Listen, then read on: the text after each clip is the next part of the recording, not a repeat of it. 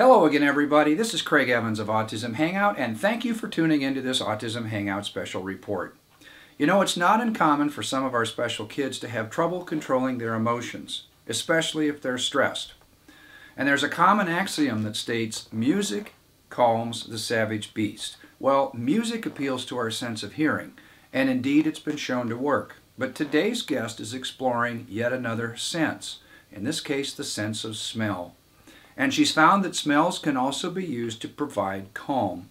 So Autism Hangout, please welcome today's guest, the developer of MyScentBox, Jennifer Vought. Welcome, Jennifer. Nice to have you here.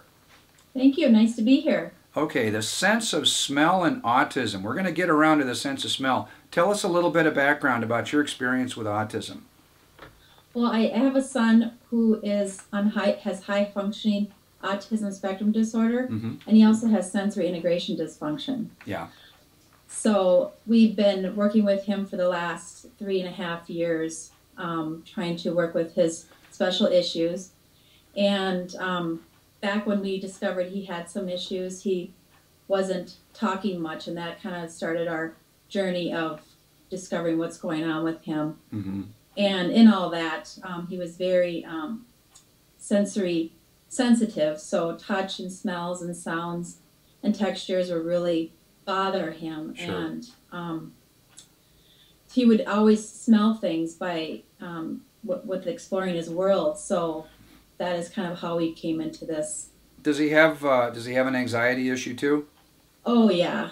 Okay. Yeah, very high anxiety. Okay, so he was exploring his world through his sense of smell. How did you come across good smells? How did you first discover that something can be used to calm him? When I noticed James was always using his sense of smell, just smelling things like dirt and rock and all kinds of lotions and things like that, I had some essential oils and even some lotions that seemed to really stop him in his tracks and calm him from being kind of hyper and high anxiety. So that's kind of where I started with it. Okay. Now, somewhere along the line it occurred to you, if it's working for James, it's going to work for other people.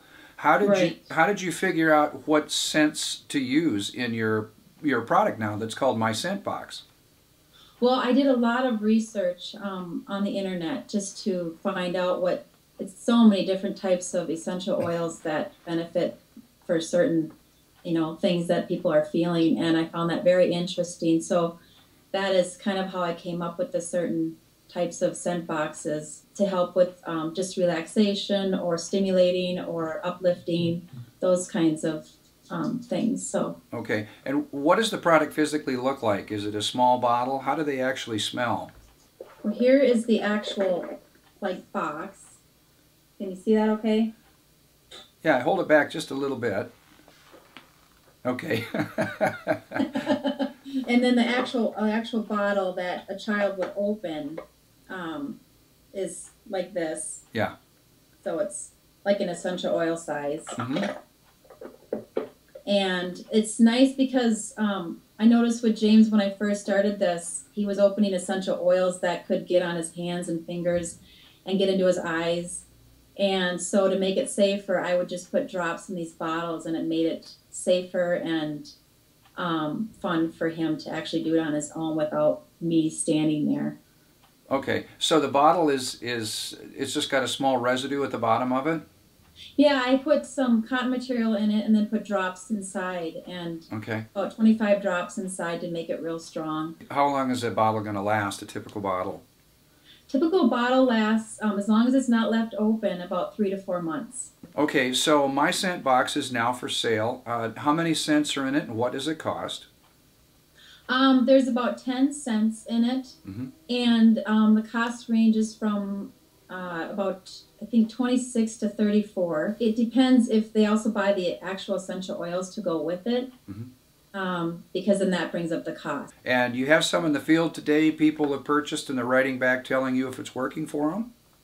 Yes. One mother wrote about her son who has ASD, said, "My son will grab his scent box so he can smell some smells, and usually within a few minutes he has successfully calmed himself."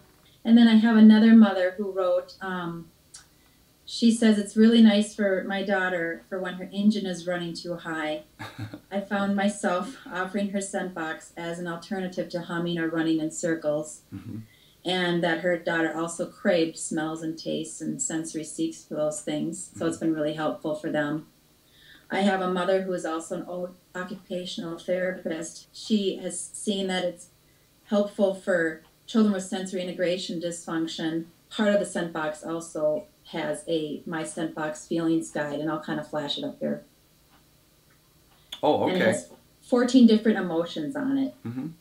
And so it really gets kids kind of more aware of feelings language, and then they can kind of recognize it within themselves. Jen, where can people go to learn more information about your product? Well, it's on the web, and it's at MyScentBox.com. Okay, very good. That's easy enough. Yeah. Okay, well, if you come up with new things, I hope we hear about them. I'm imagining you're trying new scents and smells all the time. Yeah, it's been a lot of fun. Good for you and good for James, and good for our community, because there's people like you that are giving back and trying to make life a little better for all of us. Yes, yeah. Thank you. Thank you for coming on today. I appreciate it. Thank you. And thank you, Autism Hangout. I'll be back again soon with another special report.